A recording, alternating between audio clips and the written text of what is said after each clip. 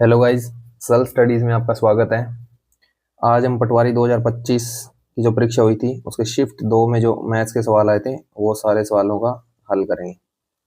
तो पहला सवाल है इसमें, ये सिंप्लीफिकेशन का सवाल है, सरलीकरण का, भिन्न में बदलने का। तो इसमें क्या लिखा है कि 3 से 1/5 भाग 2/7, 3 से 1/5 भाग 2/7 गुणा x/5 बराबर 1 से 2/5 गुणा 1 से 3/5। इसमें x की मान निकालना है। तो ये सिंप्लीफिकेशन में बोधमास का नियम लगता है, आप सबको पता है। और उसके बाद ये मिश्र भिन्न को उचित भिन्न में बदलने का ये एक मैं बता देता हूँ कैसे करते हैं आपको।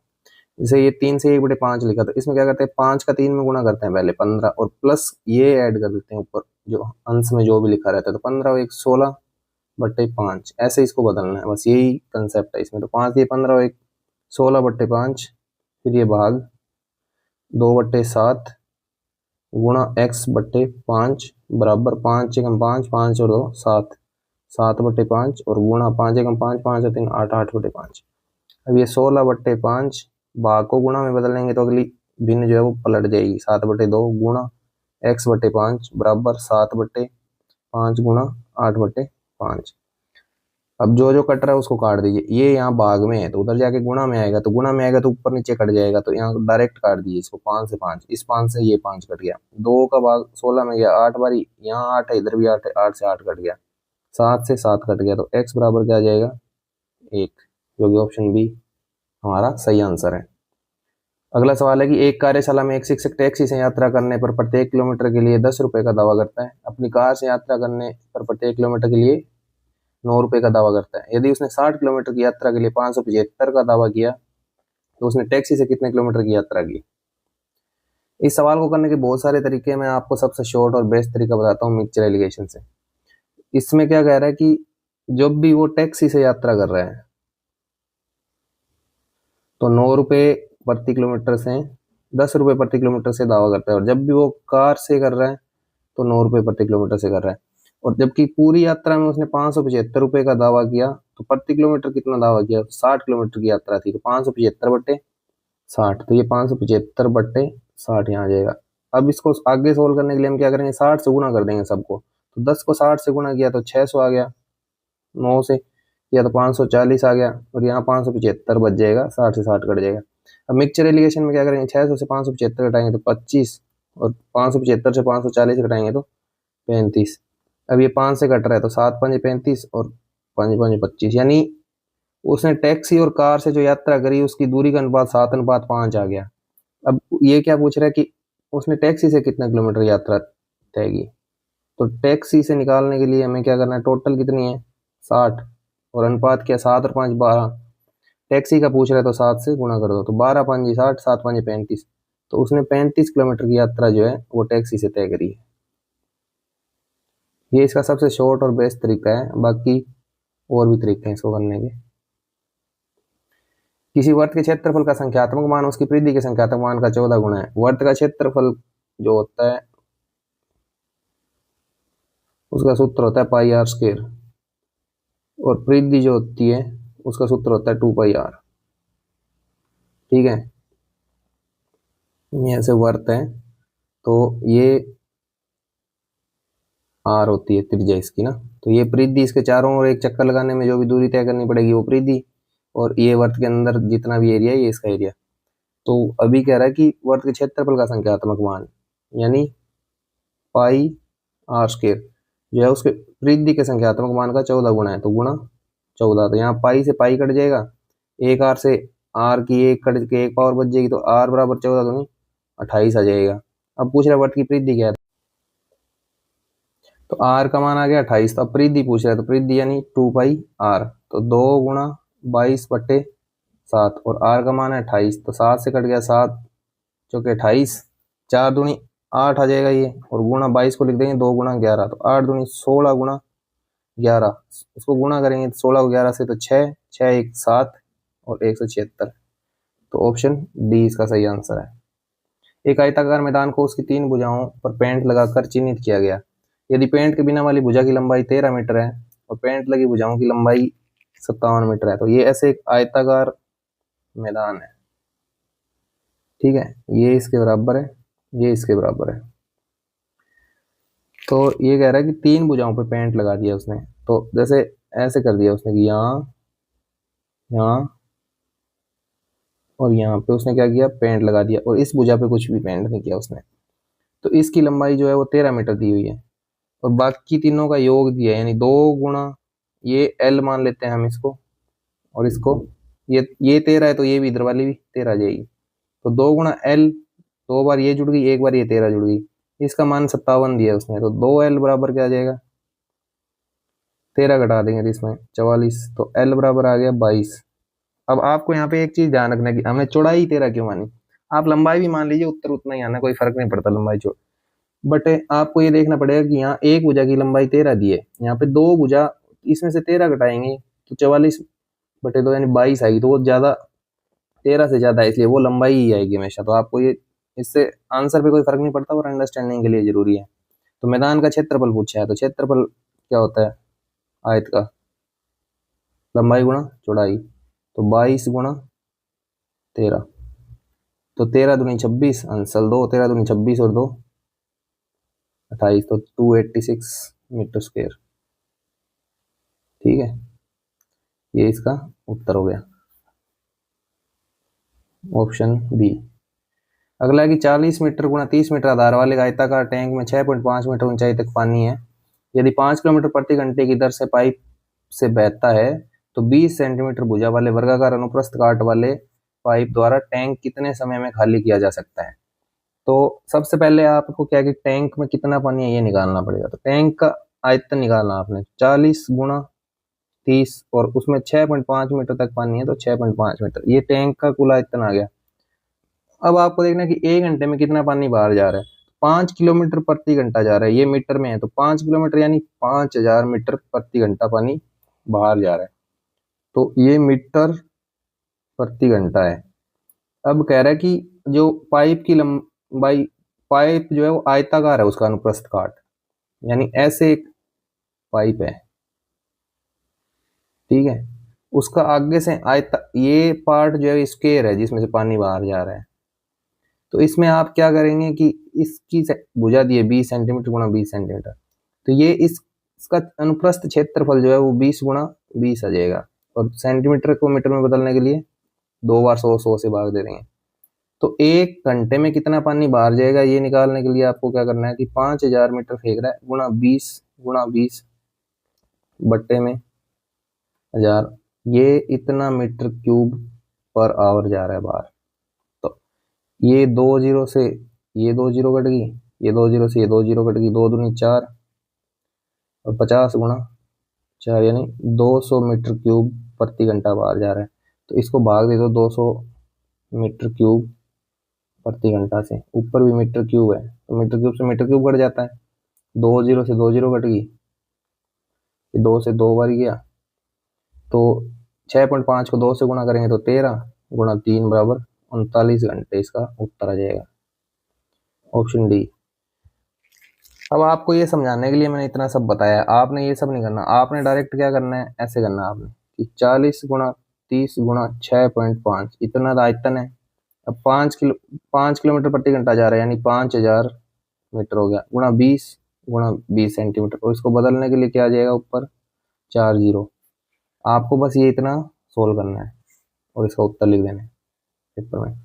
अगला करें कि यदि एक संख्या के 60% को 60 में जोड़ने पर उसका परिणाम वही संख्या हो, तो वह संख्या है, कोई भी संख्या अपने आप में कितना होती है 100% होती है। तो ये कह रहा है कि 60% तो उसका है, और उसमें 60 और जोड़ दिया, तो यानी 60% तो ऑलरेडी है, उसमें 60% जोड़े, यानी 40% आप और जोड़ रहे हो, तो 40% का मान दिया इसने कुल मिला के, तो वो दिया है 60। तो हमें संख्या निकालनी है, तो संख्या कितना होता है 100%, तो 60 जो है वो 40% का मान है, गुणा 100 निकालेंगे, 1 जीरो से 1 जीरो कट गई 25, तो 25 छिके 150, ये ऑप्शन डी इसका आंसर हो गया।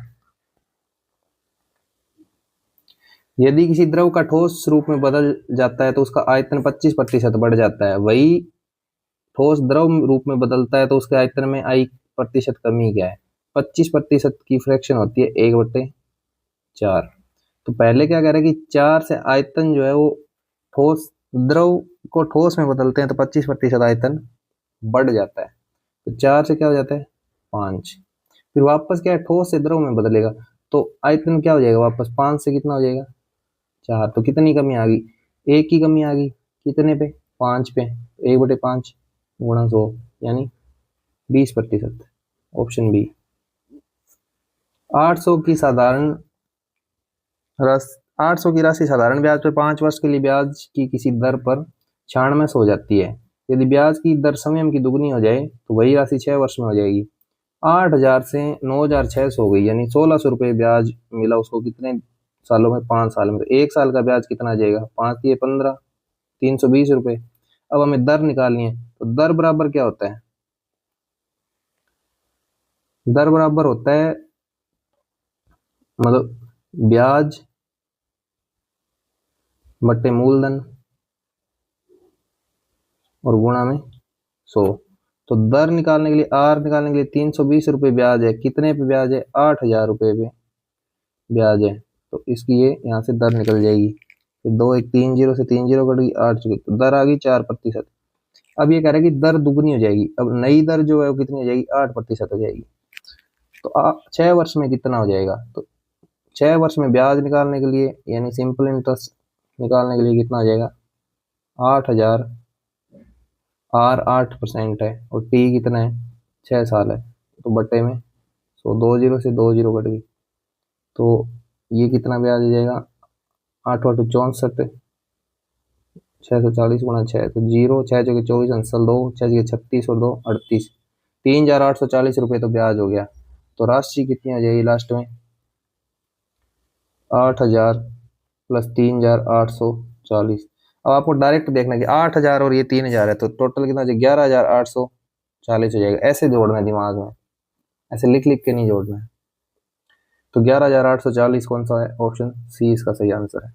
अगला है कि 4,420 को एक्स और वाई में के बीच विभाजित करें कि 6 वर्षों के अंत में एक्स द्वारा प्राप्त राशि 8 वर्षों के अंत में वाई द्वारा प्राप्त राशि के बराबर हो, जब चक्रवृद्धि ब्याज की दर 10% प्रति वर्ष है। तो 10% जो है उसकी फ्रैक्शन क्या होती है 1/10, यानी चक्रवृद्धि ब्याज में क्या होता है कि हर साल 10 से क्या हो जाता है 11 हो जाता है। दूसरे साल करेंगे तो क्या हो जाएगा 10 की स्क्वायर से 11 की स्क्वायर, ये हो जाएगा।